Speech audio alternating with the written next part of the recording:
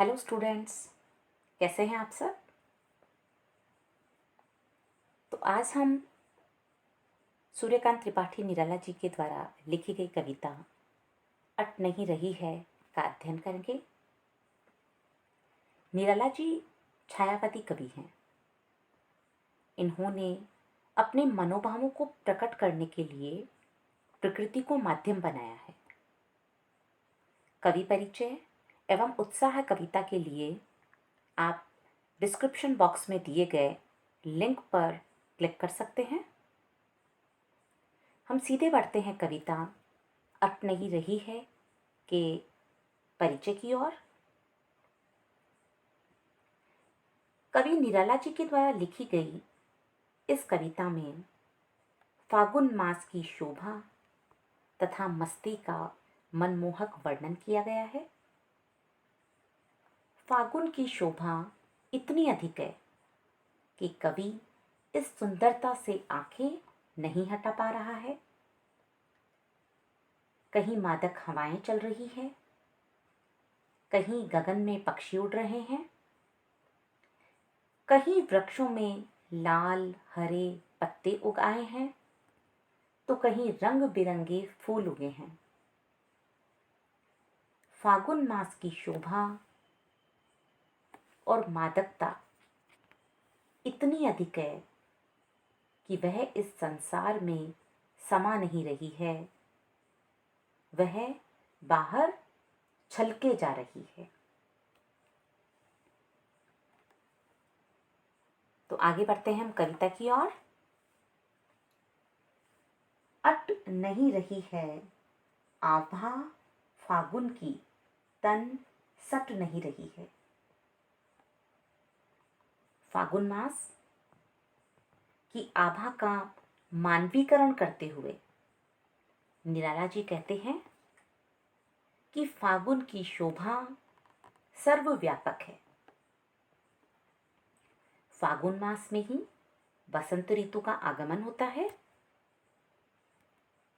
जहां प्रकृति की सुंदरता अपने चरमोत्कर्ष पर होती है।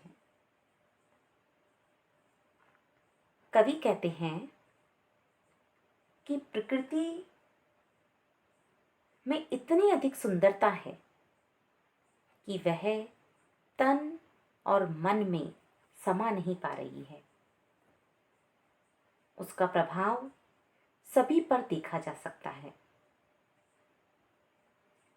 कहीं सांस लेते हो, गर गर भर देते हो, उड़ने को नभ में तुम पर कर देते हो।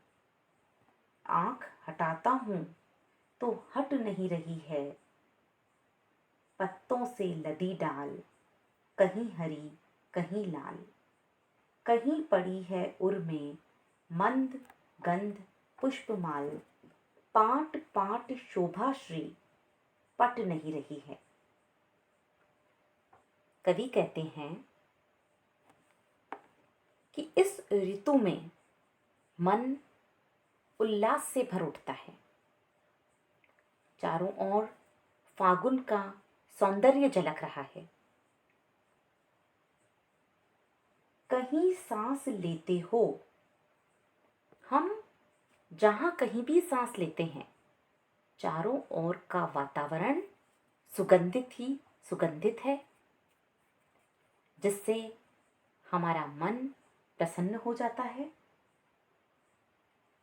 मानो हर घर में उस खुशबू का फैलाव है। उड़ने को नभ में तुम, नभ यानी आकाश, ऐसा प्रतीत होता है कि मानो फागुन की सुगंधित मादकता व्यक्ति को कल्पना के पंख लगाकर इस गगन में, आकाश में उड़ने को प्रेरित करती है या उत्साहित कर रही है। आंख हटाता हूं तो हट नहीं रही है। कवि की आंखें फागुन की उस सुंदरता को देखकर अभिभूत है। और वह इससे अपनी नजरें नहीं हटा पाता है।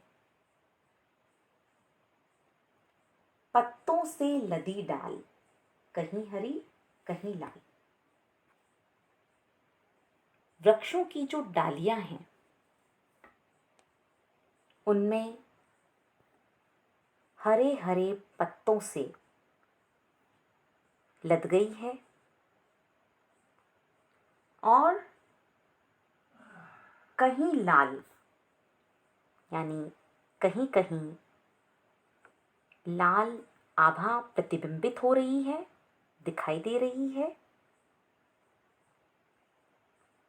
कहीं पड़ी है उर में, उर यानी हृदय, मंद गंध पुष्पमाल। और कहीं कहीं ऐसा प्रतीत हो रहा है मानो प्रकृति ने इन पेड़ों को सुगंधित पुष्पों की माला पहना दी हो और हमें भी हृदय पर धीमी धीमी सुगंधित पुष्पों की माला प्रतीत होती है, महसूस होती है। अर्थात समस्त प्रकृति जब फल फूलों से लद गई है तो उसका प्रभाव लोगों के तन मन पर भी देखा जा सकता है, क्योंकि सारा वातावरण पुष्पित और सुगंधित हो गया है। चारों ओर फागुन की शोभा झलक रही है और इस संसार का भी कण कण उमंग से भर गया है। पाट पाट शोभा श्री पट नहीं रही है। फागुन की शोभा जगह जगह छा गई है और वह समाये नहीं समाती। तो इस कविता में निराला जी फागुन के सौंदर्य में डूब गए हैं, उनमें फागुन की आभा रच गई है और कवि कहते हैं कि इस आभा को शब्दों से अलग नहीं किया जा सकता और न ही फागुन से।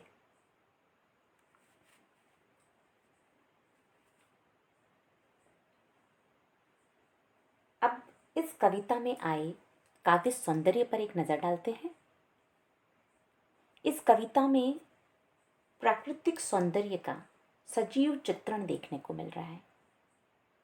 श्रृंगार रस और माधुर्य गुण की प्रधानता है। कोमलकांत पदावली का उपयोग किया गया है क्योंकि कवि प्राकृतिक सुंदरता की बात कर रहे हैं। भावानुकूल भाषा है। छायावादी प्रभाव स्पष्ट रूप से देखा जा सकता है और साथ ही अलंकार युक्त भाषा जैसे नहीं रही, घर भर, यहाँ अनुप्रास अलंकार का प्रयोग है। इसके साथ ही कहीं सांस लेते हो, उड़ने को नभ में पर पर कर देते हो, कहीं पड़ी है उर में मंद गंध पुष्पमाल, यहाँ पर मानवीकरण अलंकार का प्रयोग है। तो इस कविता में फागुन मास की शोभा व वसंत ऋतु की मनमोहक छटा देखने को मिलती है। उस सौंदर्य को कवि अपने भीतर महसूस करता है और प्रकृति के साथ उसका मानवीकरण किया गया है। तो आज के लिए इतना ही। अगर आपको हमारा कंटेंट पसंद आया हो तो वीडियो को लाइक कीजिए, हमारे चैनल को सब्सक्राइब कीजिए। जल्द मिलते हैं हमारे नए कंटेंट के साथ। तब तक के लिए गुड बाय।